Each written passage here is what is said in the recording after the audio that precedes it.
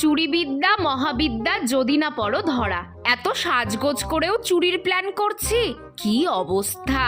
ঘটনাটা জানলে তোমাদেরও হাসি পাবে। কাল তো সরস্বতী পুজো ছিল, তোমাদের তো আগেই বলেছি আমার বিএড কলেজটা একটু ভেতরের দিকে। তো আমি যেই রাস্তা দিয়ে কলেজে যাই সেই রাস্তার দুধারে রোজই দেখতে পাই গাঁদা ফুলের বাগান, কিন্তু কোনোদিনও নেমে দেখার সাহস হয়নি। আজ দেখছি অনেক ছেলেমেয়েরাই সেই গাঁদা ফুলের বাগানে ছবি তুলছে। যেদিকে ফুল বেশি সেই দিকে লোকজনও বেশি।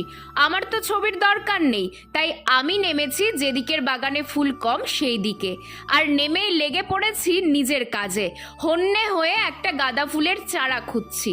ও সাথে কিন্তু দু একটা ফুলও তুলেছিলাম, কিন্তু কই একটাও তো চারা খুঁজে পাচ্ছি না। ভাবছি ধুর, এখানে থেকে আর কাজ নেই, কলেজেই যাই।